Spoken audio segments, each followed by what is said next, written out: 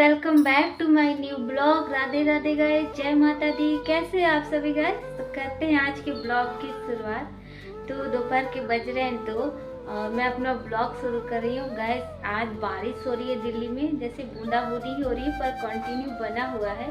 आप देख सकते हैं अभी भी हो रही है पर हल्की फुल्की हो रही है, कभी कभी रुक जा रही है और होती रह रही है। इस वजह से दिल्ली में ठंड बढ़ गई है।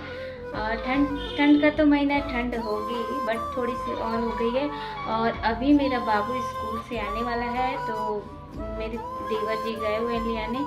आज मैं नहीं गई इसलिए क्योंकि उनका नाइट ड्यूटी था कल, मतलब नाइट ड्यूटी ही रहता है बट छुट्टी थी उनकी तो सो लिए थे, तो मैंने आज उनको भेज दिया। तो लेके आ रहे हैं, अब बाबू आने वाला है तो बाबू आएगा तो फिर हम लोग खाना खाएंगे। और गाइस चैनल पे नए हैं तो सब्सक्राइब कर दीजिए और मेरी वीडियो देखा करिए गाइस, मुझे सपोर्ट करिए। मैं होपलेस हो रही हूँ, मैं वीडियो बना रही हूँ, मेरी वीडियो कोई नहीं देख रहा है, ना व्यू जा रहा है, बहुत होपलेस हो रही हूँ। तो मेरा प्रोत्साहन आप लोग को बढ़ाना है, ठीक है? तो आप लोग मेरा हौसला बढ़ाइए ताकि मैं वीडियो बनाती रहूँ। तो कमेंट ज़रूर करिए और मेरी वीडियो को देखिए। तो गाइस रात के खाने की मैं तैयारी करने लग गई थी। तो मैं यहाँ पे आलू बैंगन की सब्ज़ी बनाने वाली हूँ। तो अभी पूजा मैंने नहीं किया था तो मैंने सोचा पहले सब्ज़ी कटिंग कर लेती हूँ, क्योंकि मेरी देवरानी गई थी मार्केट और मुझे लाइव भी करनी होती है 8 बजे, तो उसके पहले मैं काम निपटा लेती हूँ गाइस। तो कढ़ी तो मैंने बना ली है और चावल बनाना है हस्बैंड जी के लिए और चटनी, और मेरी देवरानी आएगी तो रोटी बनाएगी। तो मैं सब्जी कटिंग कर लेती हूँ और फिर पूजा करके आऊँगी मंदिर से दिया लगा के, तो मैं सब्जी बना दूँगी और चटनी। तो मेरे हस्बैंड जी आते हैं ना तो खाना मांगने लगते हैं, और जब हस्बैंड जी लोग खाना नहीं खाते हैं ना टाइम पे तो मन नहीं लगता है कहीं भी। तो उन लोगों को मनपसंद खाना बना दो ना तो अच्छा लगता है। तो इसलिए मैं अपने पहले हस्बैंड जी का खाना आराम से बना लेती हूँ, इसके बाद मैं कोई काम करती हूँ। तो मैं सब्जी बना लूँगी और कढ़ी चावल मेरे हस्बैंड जी को बहुत अच्छा लगता है, तो इसलिए मैंने कढ़ी बनाई है। तो मेरे हस्बैंड जी आएंगे तो मैं लाइव भी करती रहूँगी, तो खाना खा लेते हैं तो मेरा मन निश्चिंत हो जाता है। तो गाइस मैंने सब्जी कटिंग कर ली है, तो आलू बैंगन की सब्जी कटिंग की है। और मेरे जो फर्स्ट वाले देवर जी हैं तो वो खाना नहीं खाने वाले हैं और छोटे वाले देवर जी चले गए हैं। तो सब्जी थी तो रोटी सब्जी लेके चले गए। तो अभी दीक्षा गई है मार्केट तो मैं बना रही हूँ सब्जी। तो देख सकते हैं आलू बैंगन की मैंने सब्जी कटिंग की है इसमें।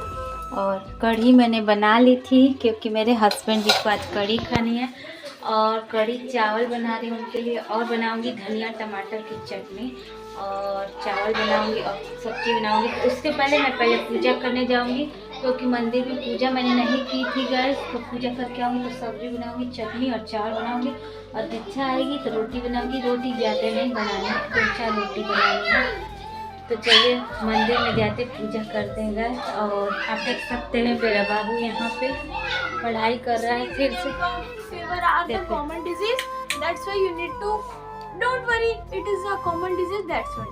Okay. Thank बोलोगे you. नहीं? Welcome. ये अपने में डिस्कस करें, क्या पढ़ रहे हो Welcome. Babu? I get well. I hope that you देखिए get गाइस well soon. क्या पढ़ रहे थे बेटा? पढ़ नहीं रहा था, मेरे को मिला है कन्वर्जेशन। आज मेरा चौथा दिन है इंग्लिश कन्वर्जेशन का। अच्छा। तो पहले दिन क्या हुआ कि पहले दिन मैं कुछ बना था, कोई रोल दिए थे टीचर। पहले दिन मैं बना था टीचर बना था, और एक बच्चा है वो स्टूडेंट बना था। तो बात आपस में बात कर लिया। दूसरे दिन क्या हुआ कि दूसरे दिन टीचर और राज नाम का कैरेक्टर आया। फिर चौथा दिन आज था महेश और रोहित नाम के बच्चे आपस में बात करते। महेश मैं बना था।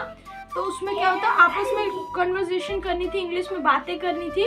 उससे क्या हुआ कि आपस में इंग्लिश कन्वर्सेशन यानी इंग्लिश में सोचने की जो क्षमता वो इंक्रीज होगी। ये भी हम अपनी मातृभाषा को ना छोड़ें और दूसरी भाषाओं पे भी ध्यान दें। इंटरनेशनल इंग्लिश लैंग्वेज है मैं जानता हूँ, लेकिन इंग्लिश पे कुछ नया सीखने की आपको ये होनी चाहिए। कहीं भी इंटरव्यू जा रहे हैं, कोई भी जा रहे हैं, कुछ नया सीखना है। ये नहीं है कि इंटरव्यू में आ रहा है तो ये इंग्लिश सीखेंगे, नहीं, कुछ नया सीखना।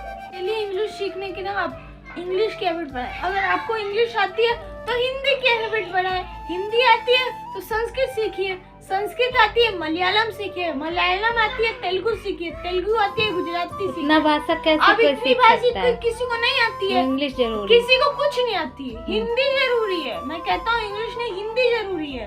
मातृभाषा है वो, हम देश में रह रहे हैं। मान लिया कि किसी को पढ़ने दूसरे देश जाना है तो वो अपनी मातृभाषा में बोलेगा। कौन से वो जो अंग्रेज लोग होते हैं वो हिंदी में क्यों नहीं बात कर लेते हैं बताओ? वो भी तो हिंदी में बात कर सकते हैं ना, उस देश में चाहे तो ट्रांसलेट कर सकते हैं। तो क्या जरूरत है, क्या व्यर्थ करना? लेकिन आपको अगर थोड़ा कंफर्ट चाहिए, थोड़ा आसानी चाहिए और काम आसानी से हो जाए इस देश में, तो इंग्लिश आनी चाहिए, ठीक है? तो ये व्यवस्था, मतलब दोनों भाषा जरूरी है। हाँ, दोनों हिंदी भी भाषा जरूरी है, इंग्लिश भी हिंदी मातृभाषा, हिंदी को कभी नहीं छोड़ना। और जिस व्यक्ति, मैंने 6th में एक चीज बहुत नोटिस की है, हिंदी में मैंने साइंस को पढ़ा है, रक्त पाठ एक हिंदी में होगा 6th क्लास में, 6ठी में। उसमें आप पढ़ो रक्त के अंदर क्या होता है, रोगाणु, हीमोग्लोबिन, ये सब होते हैं ना। हिंदी में पढ़ा था मैंने। और आज मैं 7th में आके वही ट्रांसपोर्टेशन प्लांट्स एंड एनिमल, जब मैंने वो पढ़ा और उससे कंपेयर किया तो मुझे ये पता चला कि जो मैंने हिंदी में पढ़ा था वो मुझे अभी तक याद है। लेकिन जो मैं अभी इंग्लिश में पढ़ रहा हूँ उसमें मुझे साइंस में ऐसे दिक्कत नहीं होती है, लेकिन थोड़ी बहुत दिक्कत होती है। मतलब अंडरस्टैंड फर्स्ट टाइम तो देख के थोड़ा वैसे लगता है, थोड़ा वास्ट चीज है, बड़ी चीज है। और जैसे हिंदी में देखो कितना आसान है। हीमोग्लोबिन क्या होता है, हीमोग्लोबिन के अंदर क्या होता है, रोगाणु क्या होते हैं, red blood cell, RBC, WBC, white blood cell क्या होते हैं, ठीक है? तो ये सारी चीजें जो है हिंदी में इतनी आसानी से सीख रहे हैं। तो आपकी जो लैंग्वेज है, यानी मान लो कि कोई तेलुगु जानता है अच्छी, तो तेलुगु में बुक पढ़ो, बुक तेलुगु की खरीदो, तो तेलुगु में अच्छे से समझ आ गया। अब उसको इंग्लिश में ट्रांसलेट करो, आसानी से समझ। तो कितना ही डिफरेंस है।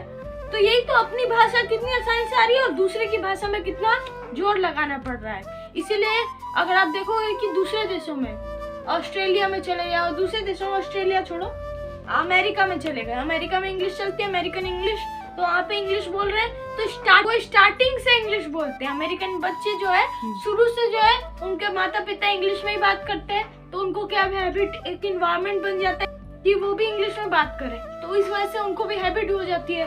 तो हम जो है आसपास का जो वातावरण है वो दोनों भाषाओं में रखें, जिससे क्या होगा कि एक व्यक्ति जो है अगर वो बड़ा हो रहा है तो सारी भाषा, दोनों भाषा अच्छे से सीखे। आज के जमाने में क्या हो रहा है, कोई एक भाषा भी नहीं जानता है। हिंदी अच्छे से बोलने को एक सेंटेंस बोल दो, कोई नहीं बोल पाएगा। इंग्लिश बोल दो, कोशिश कर लेगा, अच्छे से नहीं बोल पाएगा, ठीक है?